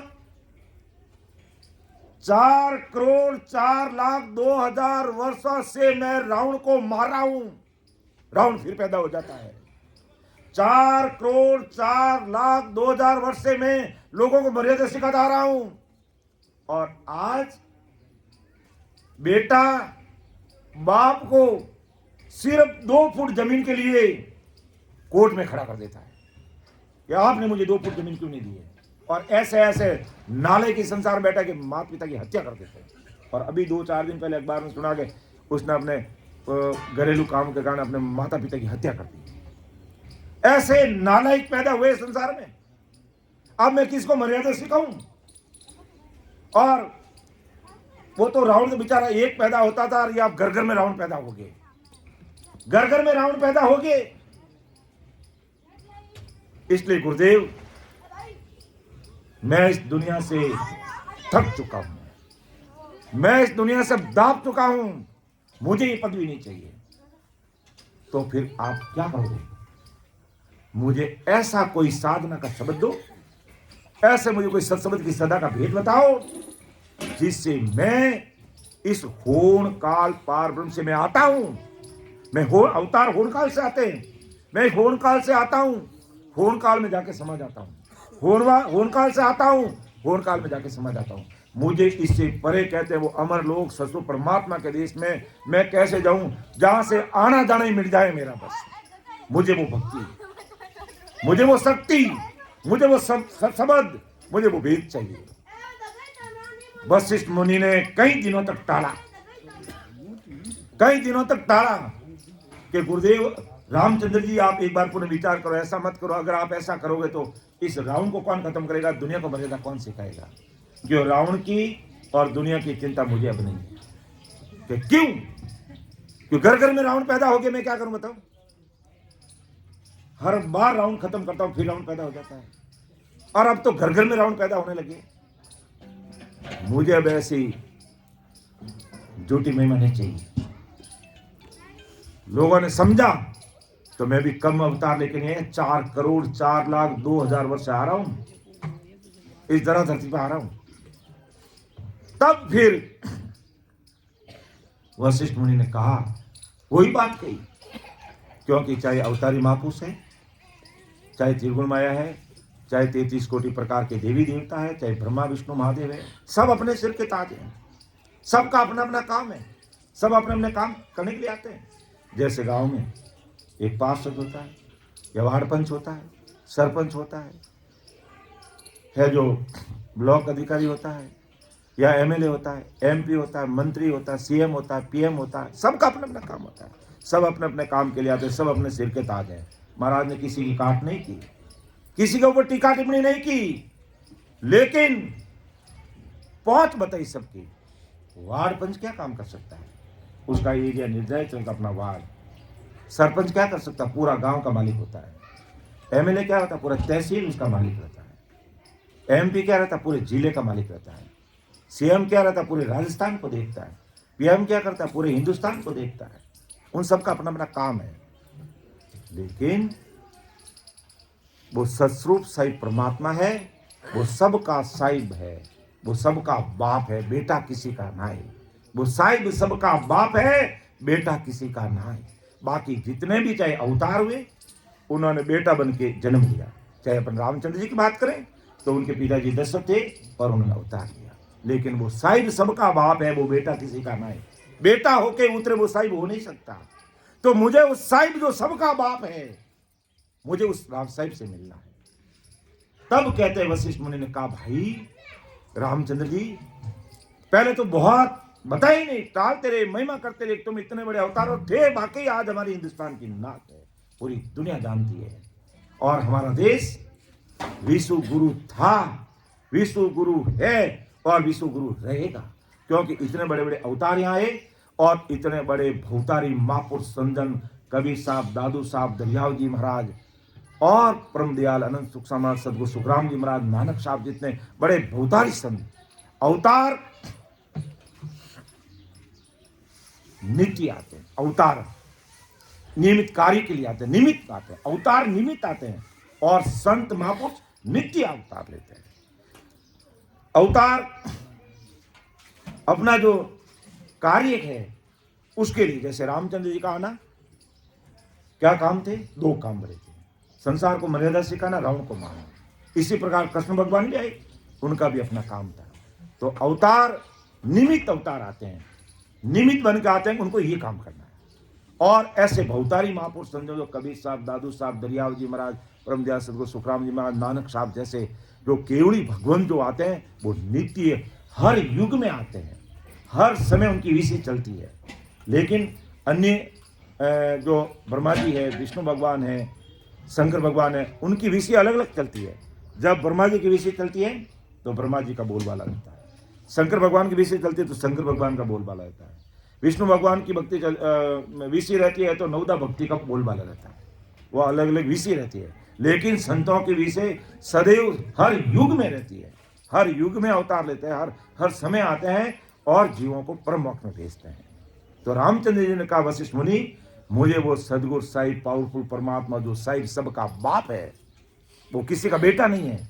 मैं अवतार हूं लेकिन मैं बेटा हूं, मैं अवतार हूं, दुनिया मुझे मानती है, मैं 3 त्रिलोकी का नाथ हूं, लेकिन मैं एक बाप का बेटा हूं। लेकिन वो साहिब किसी का बेटा नहीं, वो साहिब सस्वरूप साहिब परमात्मा, वो सर्वशक्तिमान है, उसके आगे कोई कुछ नहीं है, मुझे उस परमात्मा से मिलना है। तब वशिष्ठ मुनि ने और संतानों ने भी प्रमाण दिया कि वशिष्ठ मुनि ने कहा कि जब उस परमात्मा को प्राप्त करना है तो ये कर्द शब्द, जो कर्मों को काटने वाला जो राम नाम है, ये किसी शरीर का नाम नहीं है, उस राम जी से मिलने का ये नाम है। शरीर का नाम रामचंद्र जी है, जो अपन जय श्री राम कहते हैं, सीता श्री राम कहते हैं, जय कृष्ण कहते हैं, ये शरीर का नाम है। और ये राम नाम की जो बात करते हैं, जो संत आज दिन तक बड़े बड़े महापुरुष आए, कबीर साहब आए, दादू साहब आए, दरियाव जी महाराज आए, नानक साहब आए, और परम दयाल अनंत सुख सम्राट सदगुरु सुखराम जी महाराज, तो उन्होंने ये राम नाम किसी शरीर का नाम नहीं है। तो इस राम नाम का स्मरण करना पड़ेगा आपको, तब जाकर के आपको परम मोक्ष की प्राप्ति होगी। इतना कहते ही कहते रामचंद्र जी अपने ध्यान में तलीन हो गए और सीधा ध्यान, कहते हैं इस शंखनाल से उतरकर बंकनाल चढ़ते हुए, ये रास्ता दिया, देखो इसमें बिल्कुल रास्ता बताया, कंठ कौन से होकर ये रास्ता चढ़ते हुए त्रिकुटी में आ गए, 9 नंबर लिखा ना कमरे, त्रिकुटी में यहाँ आ गए, और त्रिकुटी से फिर वो जो पार ब्रह्म 12 नंबर है वहां तक पहुंच गए। हिलना डुलना सब कुछ छोड़ दिया और वशिष्ठ मुनि से भी बात करना बंद कर दी रामचंद्र जी ने, और अपने ध्यान में समाधि, पार ब्रह्म की समाधि में लीन हो गए। तब वशिष्ठ मुनि को चिंता पड़ी, और रावण उस समय जिंदा था कि इस रावण को कौन मारेगा। और देवता सभी आकर के वहां विनती करने लगे, वशिष्ठ मुनि को कहने लगे, गुरुदेव आपने ऐसा कौन सा शब्द दे दिया इनको, ये हमारे 3 त्रिलोकी के नाथ हैं, हम कैसे इन राक्षसों से लड़ाई करेंगे, कैसे इस रावण को मारेंगे, कौन इस दुनिया में मर्यादा सिखाएंगे।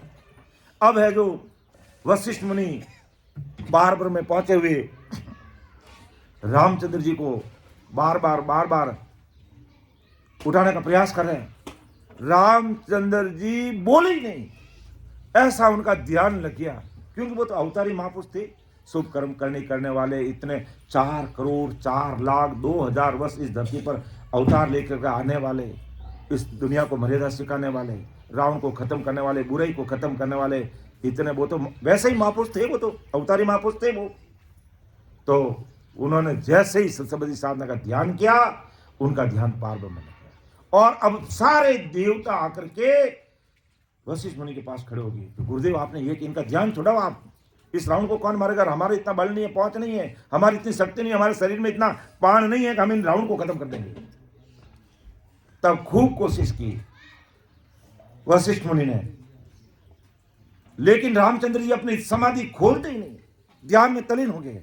आखिर में पच हार के वशिष्ठ मुनि ने कहा, रामचंद्र जी मैं तुम्हारा गुरु हूं और तुम मेरे शिष्य हो, और अब तुम गुरु का वचन नहीं मानोगे तो तुम्हारी ये साधना विफल हो जाएगी। और कहते गुरु वचनों को रखना चाहिए। इतनी कड़ी बात कहने पर रामचंद्र जी ने कहा, वशिष्ठ मुनि ने कहा, तब रामचंद्र जी ने कहा, गुरुदेव क्या कह रहे, आप ही तो मुझे सत्संग की साधना देने वाले, और उसमें मुझे ध्यान लगा, अब मुझे कुछ नहीं चाहिए, मैं आपसे कोई पूछना नहीं चाहता हूं। अरे तुम कुछ भी पूछना नहीं चाहते हो, लेकिन रावण को खत्म करना पड़ेगा। कहा कि जो रावण में राम जी है वो मेरे अंदर है, तेरे अंदर है, बस वो सबके अंदर, मुझे वो रावण दिखता ही नहीं। रामचंद्र जी ऐसी स्थिति बन गई, मुझे रावण है ही नहीं, वो दिखता नहीं, मैं किसको मारूं, ये रावण में ही राम जी है, इस वही राम जी का ही रूप है। अब रावण समझे नहीं समझे वो बात अलग है, राम जी सब में। तो गुरुदेव मुझे तो ऐसा ज्ञान हो गया, अब आप कहोगे मुझे रावण मारो, तो मैं मेरे हाथों से मेरा शरीर कैसे काटूं? ये तो मेरा ही शरीर नजर आ रहा है रावण, मैं नहीं मारूंगा। फिर भी कहते हैं कि वशिष्ठ मुनि पक्ष हार के रावण मारने के लिए गए रामचंद्र जी। और जब रावण की सेना सामने आई कि मारो मारो मारो मारो मारो, तो रामचंद्र जी ने कहा भाई सब रुक जाओ, अपन को नहीं मारना है, इनको नहीं मारना है, क्यों दुश्मन है, अपन की गर्दन उतार देंगे तो इनको मारना नहीं। क्यों? कि मारो मारो मारो, माँ और आ रहा है इसमें, ये मारो मारो में राम राम ले रहा है, इसलिए उनकी भी रक्षा की। लेकिन वशिष्ठ मुनि के कहने पर रावण को मारा गया। बाकी रामचंद्र ने एक बार मना कर दिया कि मैं मेरे हाथों से मेरा शरीर काटने वाला नहीं हूं, कि मेरे अंदर भी ब्रह्म है, मेरे सामने बैठे उनमें भी ब्रह्म है, उस रावण में ब्रह्म है, रावण की सेना में ब्रह्म है, सब वो राम जी का रूप है।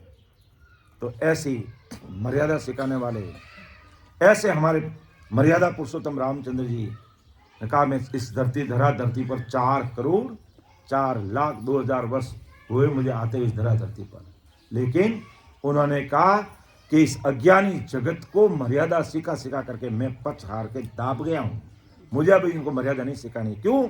कि आज का अगर अपन आकलन करें, ये तो कलयुग है, त्रेता युग में और रामचंद्र जी आएंगे, वो आएंगे, उनका रूप कोई दूसरा आएगा। लेकिन अगर आज रामचंद्र जी आकर के देख ले तो कितने रावण पैदा हुए इस संसार में, कैसी लोगों की मर्यादा है बताओ, कैसी कहाँ मर्यादा रही है। बाप की मर्यादा आज बेटा नहीं रख रहा है, मुंह तोड़ के जवाब दे देता है। और घर घर में रावण पैदा हुए हैं, घर घर में कितने खोटे और कुकर्म करने वाले लोग पैदा हो गए हैं। कैसी हमारी भारतीय परंपरा और संस्कृति है, और कैसा लोग खान पान करते हैं, कैसा रहन सहन है, कि ऐसे ऐसे लोग हैं कि जीवित पक्षियों को, जानवरों को जिंदा खा जाते हैं, जिंदा। अगर अपन देखें ना तो जिंदा खा जाते हैं। और चीन के अंदर आज भी वही स्थिति है कि छोटे छोटे जो जानवर होते हैं ना, उनको जिंदा खा जाते हैं, और बड़े बड़े जानवरों को, जीवित जानवरों को आधुनिक हथियारों से उसकी चमड़ी उतारते हैं और आग में भूनते हैं, और फिर कहते हैं कोरोना आ गया। अब कोरोना नहीं आएगा तो क्या करेगा, कि क्या करना चाहिए मनुष्य को, क्या करने लगे, कितना अकाज करने लगी है। तो एक बात पक्की कान खोल के अपन सबको सुननी चाहिए, ये कोरोना जैसे फिल्म आती है ना, फिल्म के पहले ट्रेलर आता है, तो ये कोरोना एक ट्रेलर मात्र है, ये मनुष्य जाति के लिए एक ट्रेलर मात्र है कि अब तुम तुम्हारी औकात में नहीं रहे, और इन अनमोले जानवरों के साथ ऐसी निर्दयता दिखाई, ऐसी हत्याएं की, ऐसा आकाज किया, तो फिल्म अभी बाकी पड़ी है। कोरोना काल में तो आपके पास में हॉस्पिटल में जाकर बचने का समय भी था, और जब ऐसा समय आएगा कि तुम्हें हॉस्पिटल जाने का ही समय नहीं मिलेगा, उससे पहले ही 9, 2, 11 हो जाओगे। तो ये सारा आकाज क्यों हो रहा है कि हम इस प्रकार ऐसी अनीति कर रहे, ऐसा खान पान कर रहे, ऐसा रहन सहन जी रहे, ऐसे मर्यादा की जगह अमर्यादा हासिल कर रहे, ऐसे अमर्यादित व्यवहार कर रहे। तो वो परमात्मा के घर पे एक एक सांस का हिसाब लिखा हुआ है, और जब पूरी दुनिया ऐसा काम करने लगती है, तब इस प्रकार वो परमात्मा अपना संतुलन सही करने के लिए सबको अपना हिसाब चुका देता है। इसलिए हमें समय रहते महापुरुषों ने कहा नहीं कि खाजो पीजो खर्चीजो अधर्म तजीजो धर्म सजीजो सिमरन सौदा कर लीजो। गलत खान पान नहीं करना, दुर्व्यसन नहीं करना, अमर्यादा सो नहीं बतानी, अपन को अच्छा खाना, अच्छा पीना, अच्छा रहना, अच्छा बोलना, मर्यादा में रहना, माता पिता की आज्ञा में रहना, गुरु वचनों पर खरा उतरना, तब जाकर के कोरोना क्या, कोरोना का बाप भी आएगा तो हमारा बाल बांका नहीं कर पाएगा, कुछ भी नहीं कर पाएगा, क्योंकि ये सत्सबद की सता ऐसी अद्भुत काम करती है। कोरोना क्या, कोरोना का बाप भी कांपेगा, तो कुछ भी होने वाला नहीं है। तो आज परम दयाल सदगुरु सुखराम जी महाराज, आज हम संसार के भाई बहनों को समझा रहे हैं કે તેરા તો ડેરા જંગલમાં તામે ફેરન કોઈ, विश्वा 20-21 चलना रहना निमक न होई। ये खरी बात है, सत्य बात है। विश्वा 20 नहीं 21 विश्वा हमें यहाँ कोई रखने वाला नहीं है। हमारा समय पूरा होते ही हमें चलना पड़ेगा और डेरा हमारा जंगल में हो जाएगा। हम घर परिवार में हंसते खिलते रह रहे, इतना बड़ा शरीर है, इतना अच्छा हमारा शरीर है, मुट्ठी राख हो जाएगी और अंतिम डेरा जंगल में हो जाएगा। विश्वा 20 नहीं 21 विश्वा चलना रहना निमकन हो। 1 मिनट भी हमें कोई रोकने वाला नहीं है। शरीर छोड़ने के बाद हमें यहाँ कोई रखने वाला नहीं है। इसलिए प्राणी हारे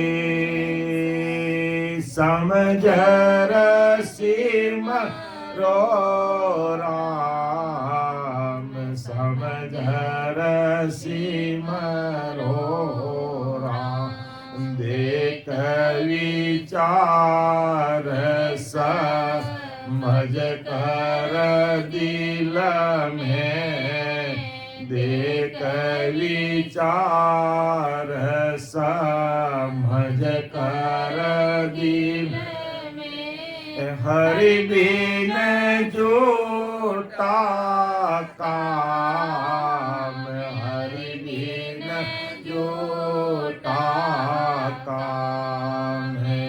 प्राणी हारे समझ रसिम रो राम, समझ रसिम रो राम।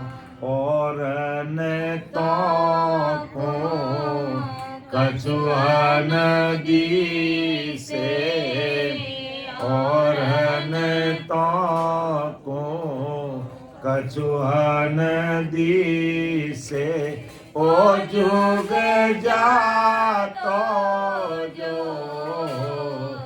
ओ जुग जातो जो, कैसुक देव कर हाथ रीता, कैसुक देव कर हाथ रीता, उठ चले सब लोग, उठ चले सब लोग। ये प्राणी हारे समझ रसिम रो राम, समझ रसिम रो राम, देख विचार समझ कर दिल में, देख विचार समझ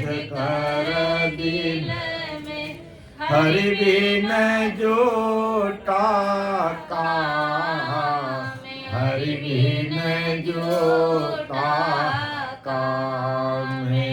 प्राणी हारे समझ रसिम रो राम, समझ रसिम रो राम, समझ रसिम रो राम।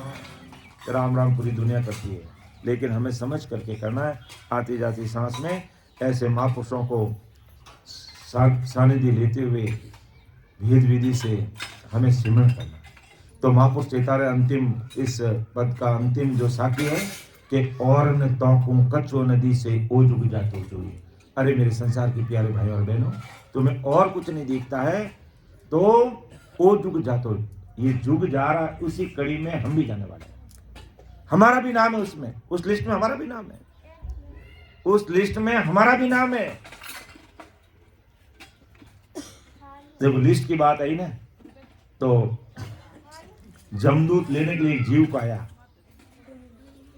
अब वो आदमी बड़ा होशियार था, तो उसने क्या किया, हालांकि अभी एक सुनी सुनी बात है, इसका कोई प्रमाण नहीं मेरे पास, लेकिन जो याद आ गई बात वो आपको कह रहा हूं कि आदमी देखो मौत आती है उस समय होशियारी करता है, बचने की कोशिश करता है, लेकिन बच नहीं सकता। तो कई सुनी हुई बात है, इसका प्रमाण मेरे पास नहीं है। तो उसकी मौत आई, जमदूत लेने के लिए आ गए। क्यों भाई, खड़ा हो जाओ, उठ जाओ, चलो तुम्हारा समय हो गया। या आप कौन हो? क्यों मैं जमदूत हूं। कि क्या करोगे, कि तुम्हारे प्राण निकाल के लेके जाऊंगा, तेरी मौत आ गई है। कि क्या तुम्हारे पास कोई लिस्ट है? कि हाँ ये लिस्ट है, तुम्हारा नाम है, पहला नाम है तुम्हारा। तो कहा तो ठीक है, तो आप थोड़ा चाय पी लीजिए, चाय पी लीजिए, थोड़ा चाय पी लीजिए। तो आप चाय पी के चलते, आप चलना तो मुझे है ही है, लेकिन चाय पी के चलेंगे। तो उसने जमदूत ने कहा ठीक है चाय पिला दे। अब वो चाय का कप लिया तो उसने लिस्ट नीचे रखी, तो चाय पी रहे जमदूत, और उसने क्या कहा कि मेरा नाम पहला आया, इसको मैं लास्ट में कर दूं।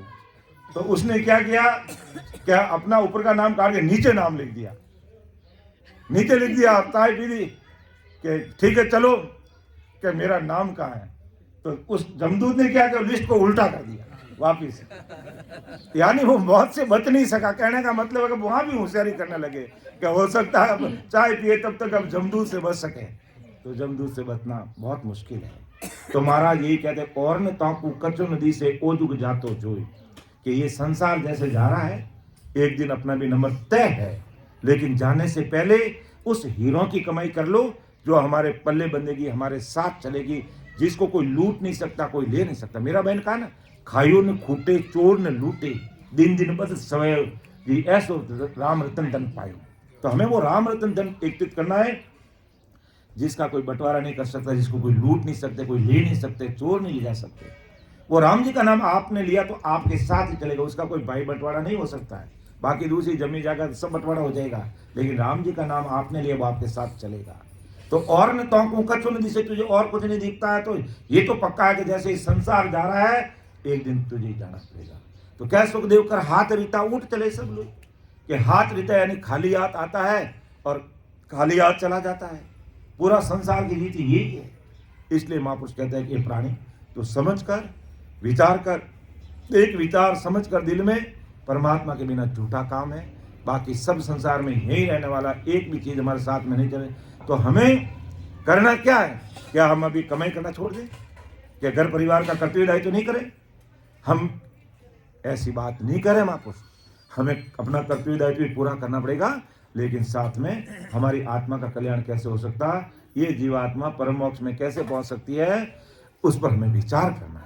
तो ऐसा परम दयाल अनंत भगवंता ने धन्य हो। राम राम सा राम। हमारे रत्नी भाई साहब, राम राम से पधार, आगे आ जाओ, आगे आ जाओ, अटा आ जाओ, पधार आओ। बहुत बढ़िया शानदार, आओ से पधारे, बहुत बहुत बैठो आओ। ये सीता भाई जी आएगा, बैठो आना करना। राम राम साहब, बहुत बढ़िया। राम राम साहब, सबको राम राम साहब, सबको राम राम। आराम से आए। हाँ। गाड़ी डायरेक्ट मिल जाती है शेरगढ़ के लिए? हाँ बस उगी थी बड़ी। अच्छा अच्छा, कोई बात। राम राम राम। चलो बहुत बढ़िया। तो परम दयाल सदगुरु सुखराम जी महाराज आज संसार के सारे भाई बहनों को यही चेता रहे कि समझ करके विचार करके हमें उस धन को एकत्रित करना है जो हमारे साथ चल सकता है, जो हमारे अंत समय में काल से रक्षा कर सकता है, हमें जमदूतों से बचा सकता है, लक्ष्य और योनि में जाने से बचा सकता है, गर्भवास के दुखों से हमें मुक्ति दिला सकता है। उस पर हमें चिंतन मनन करना चाहिए। ऐसा विचार करने की बात परम दयाल अनंत सुख सम्राट आदि सदगुरु सुखराम जी महाराज इस हरदिस पद के माध्यम से हम सबको समझाया है। और समय भी हो रहा है, 12:15 बज गए हैं। तो अब अपन समापन की तरफ आगे बढ़ेंगे। बोलने में समझाने में मेरे से कोई त्रुटि रह सकती है, आप उसको अन्यथा मत लेना, और छोटा भाई समझ करके मुझे क्षमा करना कि सुन जो मैं निर्दोष हूँ, घाट बांध जस हो, तुम्हें हर बोलन हार हो, क्या जानेगा कोई। परम दयाल अनंत सुख सम्राट आदि सदगुरु, सर्व आत्माओं के सदगुरु, सर्व सृष्टि के सदगुरु सतगुरु सुखराम जी महाराज ने धन्य हो धन्य।